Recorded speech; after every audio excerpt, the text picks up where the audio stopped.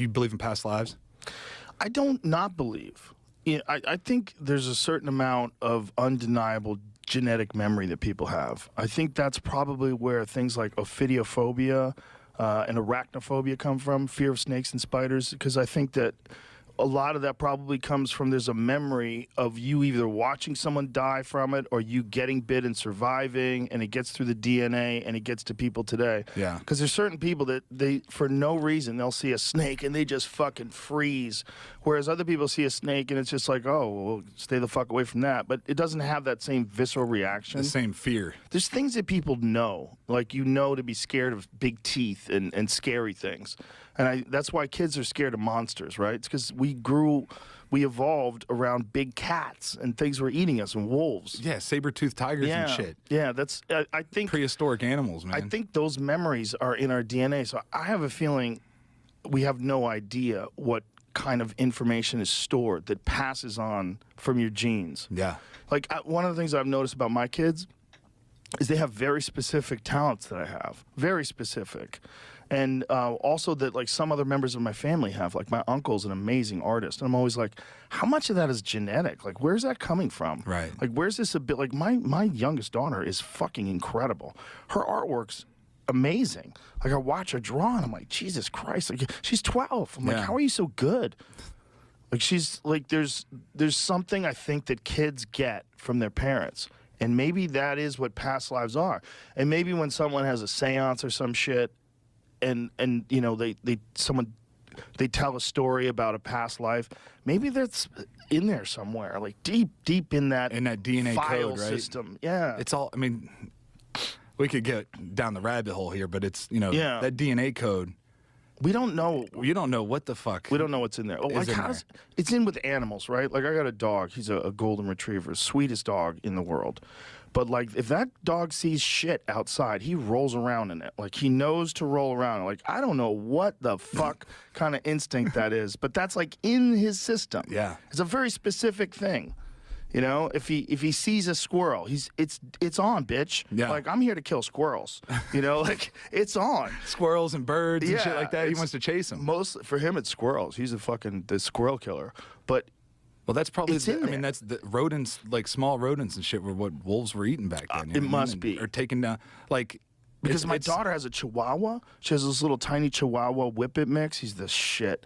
His name is Snoop. He's this tiny little fella, and him and Marshall are like best friends. Like that's a rat, like the size of a rat. Yeah. Like how come you want to kill the squirrels, but that little dude is your buddy? Because he knows. Yeah, it's crazy. Like well, it's the same thing. It's the same thing with like big dogs and babies, right? Mm-hmm. They just are soft around baby. Like they know. They go slow. Because think about that. When wolves first started coming into little fucking nomad camps, right? Mm-hmm. They were feeding them, and they would keep them safe from the other wolves. Yes. It was the first fucking thing they learned was don't touch the fucking kids. Yep. Right? Or you get fucking killed. Yep. Right? Yep. So they didn't they were soft and easy with the kids. Especially like animals with floppy ears. Yeah. The ones with the floppy ears, they think that wolves, their ears droop to sort of show submissiveness. And that's how wolves, when they transitioned and became dogs over time, they developed like Labrador ears. Yeah. That's so fucking crazy, the evolution it's wild. of dogs. They're so close to us in a way because they're the same thing, but they look so different. You know, like you could take like a Great Dane and if you could figure out the logistics, that could fuck a little poodle. Right. And then it would make a dog. Yeah. Like how are those the same animals? You know, and when you see the lab created dogs that they have now, man, are just wild. But you see someone like Shaquille O'Neal, and then you see like Tina Fey. Yeah. Like they could have kids. Yeah. Like the size difference, the way they look is so different. But we're a lot like domesticated animals in that way. And I guess it makes sense, right? Because humans all came out of Africa and they traveled all over the world. They had to adapt to all these different climates, and that's what caused all the physical changes in people. Have you read the book Species? Yes. Yeah. That fucking book changed my life. Very, very interesting, right? When you hear the history of us. It's fucking wild that there were 7 different species. Mm-hmm. They think there's more humanoids. now. They think there's more. They keep finding one. They found a new one recently. They found some DNA of a recent human species that is different than any one that they found before. And how old did they think that was? I'm not sure. I don't quite remember, but I know they're in the neighborhood of. There's some of these people that used to be humans that were around when modern humans were around. So like, Well, yeah. yeah, so We're the final product. Are we though? I'm not saying. I'm saying. Like, I know what you're saying. We killed off all the fucking other ones, right? Yeah. Like you were talking last night about how you have Neanderthal in you, right? Yeah. And it's crazy to think that like, imagine like seeing like an ape and being like, yeah, I'm gonna have sex with that, you know? Yeah. Well, I think people were fucking crazy. I think everybody was pretty close back then. I mean, I think when you're dealing with like Neanderthal mating with Homo sapiens, like Yeah, they didn't look so much different, right? It wasn't like a gorilla. hairy beasts, hairy beasts with fucking Like deer coming out of skins the over their cave. dick. I mean, it is crazy that we got to where we are today, and that.